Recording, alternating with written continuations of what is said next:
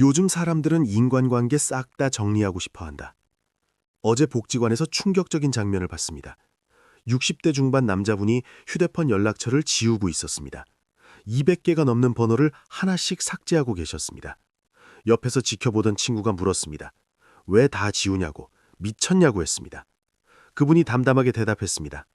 이 사람들 중에 진짜 친구가 몇이나 되냐고, 대부분 의무로 저장해둔 번호일 뿐이라고, 평생 만날 일도 없는 사람들이라고 말했습니다. 결국 남긴 건 10명뿐이었습니다. 200개에서 10개로 줄였습니다. 그분의 표정이 놀라웠습니다. 후회하는 게 아니라 후련해 보였습니다. 짐을 내려놓은 얼굴이었습니다. 돌아오는 길에 생각했습니다. 요즘 이런 사람들이 많아지고 있습니다.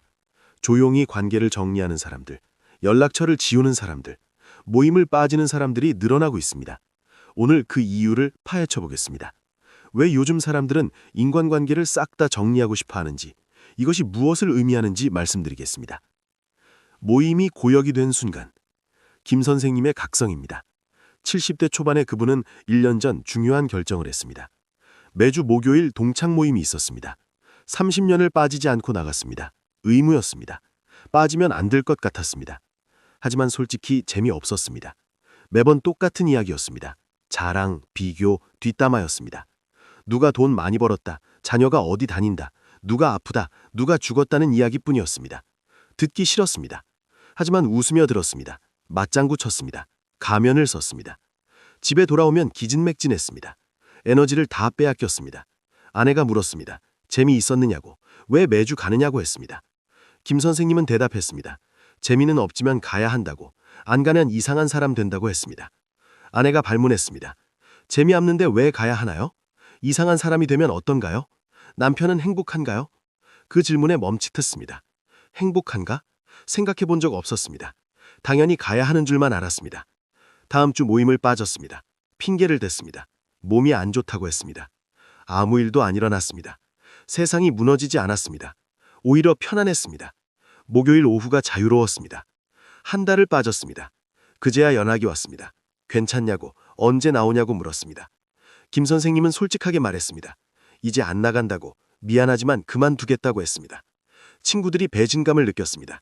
30년을 함께 했는데 왜 그러냐고, 의리가 없다고 비난했습니다. 하지만 김 선생님은 흔들리지 않았습니다. 미안하지만 이제 내 시간을 살고 싶다고 말했습니다.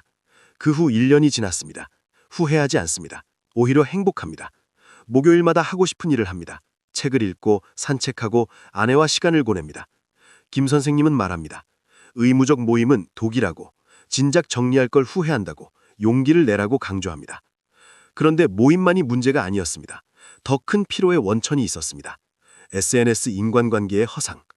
박 여사님의 깨달음입니다. 60대 후반의 그분은 최근 SNS를 탈퇴했습니다. 5년 전 자녀가 가르쳐줬습니다.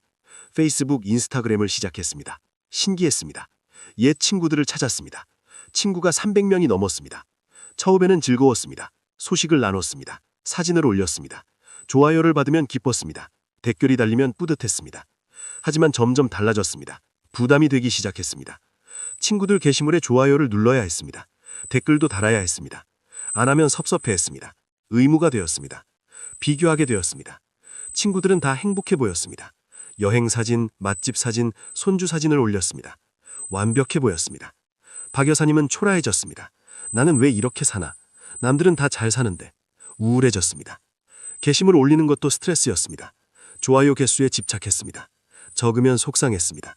인기 없는 것 같았습니다. 시간도 많이 뺏겼습니다. 하루에 몇 시간씩 SNS를 봤습니다. 밤에 잠들기 전까지 확인했습니다. 중독되었습니다. 어느 날 깨달았습니다. 이게 진짜 관계인가? 좋아요 누리는 게 우정인가? 허무했습니다. 실험을 했습니다. 일주일간 SNS를 안 했습니다.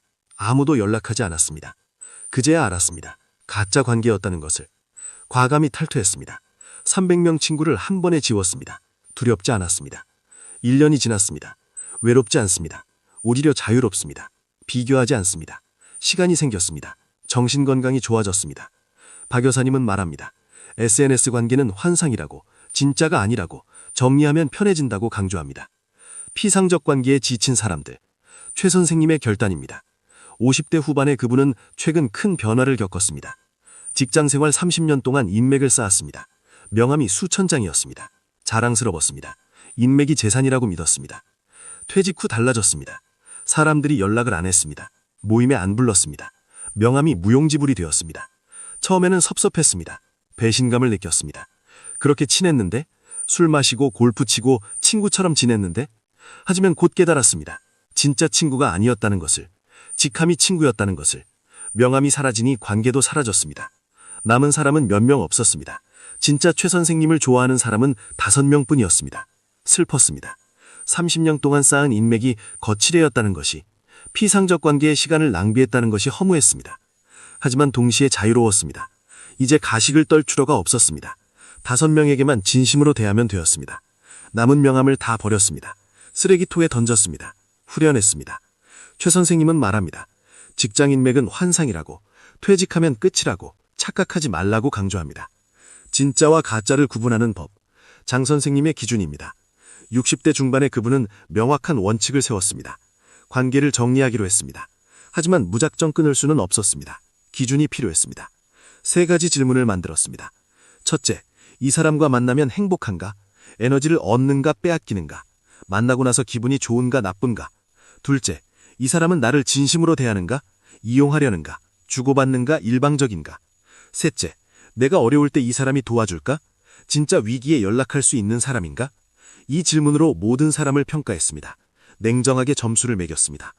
결과는 충격적이었습니다. 100명 중 10명만 통과했습니다. 나머지 90명은 가짜 관계였습니다. 과감히 정리했습니다. 천천히 조용히 거리를 두었습니다. 연락을 줄였습니다. 만남을 거절했습니다. 1년이 걸렸습니다. 이제 10명만 남았습니다. 하지만 이 10명은 진짜입니다. 깊습니다. 의미 있습니다. 장 선생님은 말합니다. 양보다 질이라고, 100명의 가짜보다 10명의 진짜가 낫다고. 장 선생님은 말합니다. 관계를 평가하라고, 냉정하게 보라고, 가짜는 과감히 정리하라고 조언합니다. 나이 들어 깨닫는 것. 이 할머니의 통찰입니다. 80 정도 된 나이에 그분은 인생 말년에 진리를 발견했습니다. 젊었을 때는 몰랐습니다. 많은 사람을 알아야 한다고 생각했습니다. 인맥이 성공이라고 믿었습니다. 열심히 만났습니다. 모임에 나갔습니다. 친구를 모았습니다. 바쁘게 살았습니다. 하지만 나이 들어 보니 무의미했습니다. 그 많은 사람이 다 어디 갔습니까? 남은 사람이 누굽니까? 아프니까 알았습니다. 병원에 누가 왔습니까? 손주와 딸 그리고 친구 1명이었습니다. 그렇게 많이 만났는데 아플 때 찾아온 사람은 3분이었습니다. 허망했습니다. 깨달았습니다. 관계의 수가 중요한 게 아니라는 것을, 질이 중요하다는 것을, 진심이 중요하다는 것을 배웠습니다. 이젠 셋만 만납니다. 가족과 진짜 친구 1명입니다. 충분합니다. 행복합니다. 이 할머니는 말합니다. 나이 들수록 관계가 줄어든다고, 자연스러운 거라고, 두려워하지 말라고 위로합니다. 혼자만의 시간이 주는 선물. 정 선생님의 발견입니다. 60대 후반의 그분은 최근 새로운 기쁨을 찾았습니다. 관계를 정리하니 시간이 생겼습니다. 혼자 있는 시간이 많아졌습니다. 처음에는 불안했습니다. 외로웠습니다. 뭘 해야 할지 몰랐습니다. 하지만 적응하니 좋았습니다. 혼자가 편했습니다. 눈치 볼 필요가 없었습니다. 마음대로 할 수 있었습니다. 책을 읽기 시작했습니다. 젊었을 때 못 읽었던 책들을 읽었습니다. 즐거웠습니다. 그림도 그렸습니다. 취미로 시작했는데 재미있었습니다. 재능을 발견했습니다. 산책도 많이 했습니다. 혼자 걷는 게 좋았습니다. 생각을 정리했습니다. 명상이 되었습니다. 나를 알아갔습니다. 평생 바쁘게 살면서 나를 몰랐습니다. 혼자 있으니 나를 만났습니다. 정 선생님은 말합니다. 혼자만의 시간이 선물이라고, 외로움이 아니라 자유라고, 즐기라고 권합니다. 균형 잡힌 관계 정리. 한 선생님의 지혜입니다. 70대 초반의 두 분은 균형을 찾았습니다. 관계를 정리했습니다. 하지만 모두 끊지는 않았습니다. 최소한은 유지했습니다. 가족은 지켰습니다. 자녀, 손주와의 관계는 중요했습니다. 자주 안 만나도 연결되어 있었습니다. 친구도 몇 명 남겼습니다. 진짜 친구 5명입니다. 깊게 만났습니다. 사회활동도 조금 했습니다. 복지관 봉사, 도서관 모임에 나갔습니다. 가벼운 관계였습니다. 부담 없었습니다. 완전히 고립되지 않았습니다. 하지만 과하지도 않았습니다. 균형이었습니다. 한 선생님은 말합니다. 극단적으로 가지 말라고, 적당히 정리하라고, 균형이 중요하다고 강조합니다. 마지막 조언. 여러분, 요즘 사람들이 인간관계를 정리하는 이유를 아셨습니다. 의무, 피상, 가식, 비교, 피로 때문입니다. 진짜가 아니었기 때문입니다. 정리하는 것은 나쁜 게 아닙니다. 오히려 성숙입니다. 진짜를 찾는 과정입니다. 용기를 내십시오. 의무적 관계를 정리하십시오. 가짜 친구를 정리하십시오. SNS도 과감히 줄이십시오. 비교하지 마십시오. 현실을 사십시오. 진짜를 찾으십시오. 질 높은 관계에 집중하십시오. 소수 정예로 가십시오. 혼자만의 시간을 즐기십시오. 외로움이 아닙니다. 자유입니다. 하지만 완전히 고립되지는 마십시오. 최소한의 관계는 유지하십시오. 균형을 잡으십시오. 이것은 트렌드가 아닙니다. 성숙입니다. 깨달음입니다. 진화입니다. 여러분의 진짜 관계를 응원합니다. 이 영상이 도움이 되셨기를 바랍니다. 구독과 좋아요 부탁드립니다. 앞으로도 삶의 지혜를 전하는 영상을 계속 만들겠습니다. 건강하시고 행복한 관계 만드시기 바랍니다. 감사합니다. 죄책감을 이겨낸 사람. 김할머님의 용기입니다. 70대 중반의 그분은 2년 전 큰 갈등을 겪었습니다. 친척 모임을 정리하기로 했습니다. 명절마다 모이는 큰 집 모임이었습니다. 30년을 빠지지 않고 갔습니다. 하지만 이제 한계였습니다. 매번 스트레스였습니다. 큰 집 며느리들이 일을 시켰습니다. 설거지, 청소, 음식 준비를 도맡아 했습니다. 힘들었습니다. 대접도 못 받았습니다. 시댁 사람들이 무시했습니다. 말도 함부로 했습니다. 참았습니다. 참아야 한다고 생각했습니다. 하지만 70이 넘어가니 몸이 안 따라줬습니다. 허리가 아팠습니다. 무릎이 아팠습니다. 더 이상 못하겠다고 느꼈습니다. 남편에게 말했습니다. 이제 안 가겠다고, 명절에 시댁 안 가겠다고 선언했습니다. 남편이 놀랐습니다. 무슨 소리냐고, 미쳤냐고, 친척들이 뭐라고 하겠냐고 걱정했습니다. 하지만 김할머니는 단호했습니다. 건강이 안 좋다고, 더 이상 못 간다고 고집했습니다. 죄책감이 밀려왔습니다. 며느리 도리를 못한다는 생각이 들었습니다. 나쁜 사람 같았습니다. 밤에 잠을 못 잤습니다. 하지만 명절이 지나고 나니 달랐습니다. 편했습니다. 집에서 조용히 쉬었습니다. 몸도 마음도 편안했습니다. 친척들이 뭐라고 했습니다. 며느리가 왜 안 오냐고 버릇없다고 수군거렸습니다. 처음에는 신경 쓰였습니다. 하지만 곧 무덤덤해졌습니다. 상관없었습니다. 그들의 평가가 내 삶을 좌우하지 않았습니다. 2년이 지났습니다. 후회하지 않습니다. 죄책감도 사라졌습니다. 내 건강과 행복이 우선이라는 것을 알았습니다. 김할머니는 말합니다. 죄책감을 이겨내라고, 나를 먼저 생각하라고, 당당하라고 강조합니다. 그런데 친척만이 아니었습니다. 더 가까운 관계에서도 정리가 필요했습니다. 형제 자매도 거리두기. 박 선생님의 결단입니다. 60대 후반의 그분은 최근 형제와 거리를 뒀습니다. 3남매였습니다. 박 선생님이 장남이었습니다. 평생 책임감을 느꼈습니다. 동생들을 챙겼습니다. 동생들이 어려우면 도왔습니다. 돈도 빌려줬습니다. 일자리도 알아봐줬습니다. 당연하다고 생각했습니다. 하지만 동생들은 당연하게 여겼습니다. 고마워하지 않았습니다. 오히려 더 요구했습니다. 형이니까 해야 한다고 했습니다. 박 선생님은 지쳤습니다. 60이 넘어서까지 동생 뒷바라지를 해야 하나? 의문이 들었습니다. 부인이 말했습니다. 이제 그만하라고. 우리 노후 준비해야 한다고. 동생들도 이제 어른이라고 했습니다. 고민 끝에 결정했습니다. 동생들과 거리를 두기로 했습니다. 연락을 줄였습니다. 명절에만 만났습니다. 돈 빌려달라는 전화는 거절했습니다. 동생들이 서운해했습니다. 형이 변했다고, 매정하다고, 피도 눈물도 없다고 비난했습니다. 아팠습니다. 하지만 굽히지 않았습니다. 이제는 내 삶을 살아야 한다고 생각했습니다. 1년이 지났습니다. 동생들과 관계가 소원해졌습니다. 하지만 편해졌습니다. 부담이 사라졌습니다. 박 선생님은 말합니다. 가족이라도 거리가 필요하다고, 희생만 하면 안 된다고, 선을 긋는 것도 사랑이라고 강조합니다. 자녀와의 적절한 거리. 최 여사님의 깨달음입니다. 60대 중반의 그분은 최근 중요한 교훈을 얻었습니다. 자녀 셋을 키웠습니다. 평생을 자녀 중심으로 살았습니다. 자녀가 전부였습니다. 자녀들이 결혼하고 독립했습니다. 하지만 최 여사님은 계속 간섭했습니다. 매일 전화했습니다. 자주 찾아갔습니다. 이것저것 챙겼습니다. 자녀들이 부담스러워했습니다. 엄마 좀 그만하라고, 우리 인생이라고, 간섭하지 말라고 했습니다. 최 여사님은 섭섭했습니다. 자식을 위하는 건데 왜 싫어할까? 이해할 수 없었습니다. 친구가 조언했습니다. 너무 붙어 있다고, 거리를 두라고, 자녀들도 숨쉴 공간이 필요하다고 말했습니다. 처음에는 거부감이 들었습니다. 거리를 두면 관계가 나빠지는 거 아닌가 걱정했습니다. 하지만 시도해봤습니다. 전화를 일주일에 한 번으로 줄였습니다. 방문도 한 달에 한 번으로 줄였습니다. 힘들었습니다. 자녀들이 보고 싶었습니다. 궁금했습니다. 하지만 참았습니다. 놀라운 일이 일어났습니다. 자녀들이 먼저 연락했습니다. 엄마 어떻게 지내시냐고, 보고 싶다고 했습니다. 관계가 좋아졌습니다. 만나면 반가워했습니다. 대화도 깊어졌습니다. 거리가 오히려 가까움을 만들었습니다. 최 여사님은 깨달았습니다. 집착이 사랑이 아니라는 것을, 거리가 존중이라는 것을 배웠습니다. 최 여사님은 말합니다. 자녀에게도 거리가 필요하다고, 놓아줘야 진짜 가까워진다고, 집착을 버리라고 조언합니다. 정리 후 찾아온 새로운 관계.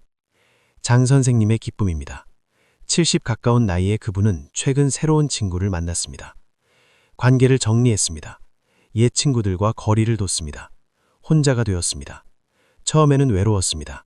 하지만 곧 적응했습니다. 혼자만의 시간을 즐겼습니다. 도서관에 다니기 시작했습니다. 책을 빌리러 갔습니다. 매주 갔습니다. 그곳에서 비슷한 나이의 할머니를 만났습니다. 자주 마주쳤습니다. 인사를 나눴습니다. 어느 날 대화를 나눴습니다. 어떤 책을 읽느냐고 물었습니다. 이야기가 통했습니다. 차를 마시자고 했습니다. 카페에서 대화했습니다. 재미있었습니다. 깊이가 있었습니다. 알고 보니 할머니도 관계를 정리한 사람이었습니다. 비슷한 경험을 했습니다. 공감했습니다. 친구가 되었습니다. 일주일에 한 번 만났습니다. 책 이야기를 나눴습니다. 인생 이야기도 나눴습니다. 예전 친구들과는 달랐습니다. 진심이었습니다. 가식이 없었습니다. 비교도 없었습니다. 순수했습니다. 장 선생님은 놀랐습니다. 70 가까운 나이에 새 친구를 만들 줄 몰랐습니다. 가능하다는 것을 알았습니다. 장 선생님은 말합니다.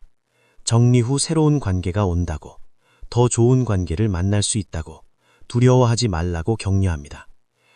관계 정리의 구체적 방법. 이 선생님의 실천법입니다. 60대 초반에 그분은 체계적으로 접근했습니다. 단계적으로 정리하기로 했습니다. 한꺼번에 하면 충격이 크다고 생각했습니다. 첫 단계는 관찰이었습니다. 석 달간 모든 만남을 기록했습니다. 누구를 만났는지, 어떤 기분이었는지 적었습니다. 패턴이 보였습니다. 특정 사람을 만나면 항상 피곤했습니다. 에너지를 빼앗겼습니다. 명확했습니다. 두 번째 단계는 분류였습니다. 사람을 세 그룹으로 나눴습니다. 계속 만날 사람, 줄일 사람, 끊을 사람으로 구분했습니다. 계속 만날 사람은 5명이었습니다. 줄일 사람은 15명이었습니다. 끊을 사람은 나머지 전부였습니다. 세 번째 단계는 실행이었습니다. 천천히 했습니다. 급하게 안 했습니다. 끊을 사람부터 시작했습니다. 연락을 안 했습니다. 모임을 빠졌습니다. 핑계를 댔습니다. 대부분 아무 반응이 없었습니다. 오히려 쉬었습니다. 그들도 관심이 없었다는 증거였습니다. 줄일 사람은 만남 빈도를 줄였습니다. 매주에서 한 달에 한 번으로 줄였습니다. 자연스러웠습니다. 계속 만날 사람은 더 깊게 만났습니다. 시간을 많이 투자했습니다. 진심을 나눴습니다. 6개월이 걸렸습니다. 정리가 완료되었습니다. 삶이 단순해졌습니다. 편해졌습니다. 이 선생님은 말합니다. 단계적으로 하라고, 급하게 하지 말라고, 체계적으로 접근하라고 조언합니다. 후회하지 않는 비결. 정할아버지의 지혜입니다. 80 가까운 나이에 그분은 후회 없이 정리했습니다. 관계를 정리할 때 원칙을 세웠습니다. 후회하지 않으려면 원칙이 필요하다고 생각했습니다. 첫째 원칙은 좋게 끝내기였습니다. 싸우거나 상처 주며 끝내지 않았습니다. 조용히 멀어졌습니다. 마지막 만남을 좋게 만들었습니다. 웃으며 헤어졌습니다. 감사를 표현했습니다. 좋은 기억으로 남겼습니다. 둘째 원칙은 설명하지 않기였습니다. 왜 안 만나는지 이유를 대지 않았습니다. 설명하면 싸움이 됩니다. 그냥 바쁘다고 하고 건강이 안 좋다고 했습니다. 셋째 원칙은 문을 열어두기였습니다. 완전히 차단하지 않았습니다. 나중에 필요하면 다시 연락할 수 있게 했습니다. 여지를 남겼습니다. 넷째 원칙은 죄책감 버리기였습니다. 나쁜 사람이 아닙니다. 자기 돌봄입니다. 당당했습니다. 이 원칙 덕분에 후회가 없습니다. 누구와도 나쁘게 끝나지 않았습니다. 평화롭습니다. 정할아버지는 말합니다. 원칙을 세우라고, 좋게 끝내라고, 후회 없이 정리하라고 조언합니다. 건강한 고독의 힘. 한 여사님의 발견입니다. 70대 중반의 그분은 고독을 배웠습니다. 관계를 정리하고 혼자 있는 시간이 많아졌습니다. 처음에는 외로움과 고독을 구분 못했습니다. 외로움은 고통이었습니다. 누군가가 필요했습니다. 공허했습니다. 채워지지 않았습니다. 하지만 고독은 달랐습니다. 평화로웠습니다. 충만했습니다. 나 자신으로 충분했습니다. 외로움은 타인의 부재를 느끼는 것이었습니다. 고독은 자신의 존재를 느끼는 것이었습니다. 고독 속에서 자신을 발견했습니다. 진짜 나를 알아갔습니다. 평생 모르고 살던 나를 만났습니다. 좋아하는 것을 찾았습니다. 음악을 좋아했습니다. 몰랐습니다. 고독 속에서 발견했습니다. 재능도 찾았습니다. 글쓰기 재능이 있었습니다. 수필을 썼습니다. 상도 받았습니다. 고독이 선물이었습니다. 혼자 있는 시간이 보물이었습니다. 감사했습니다. 한 여사님은 말합니다. 외로움과 고독을 구분하라고, 고독을 두려워하지 말라고, 오히려 즐기라고 격려합니다. 세대별 차이 이해하기. 김 박사의 분석입니다. 50대 후반의 그분은 심리학자입니다. 관계 정리 현상을 연구했습니다. 세대별로 양상이 달랐습니다. 50대는 선택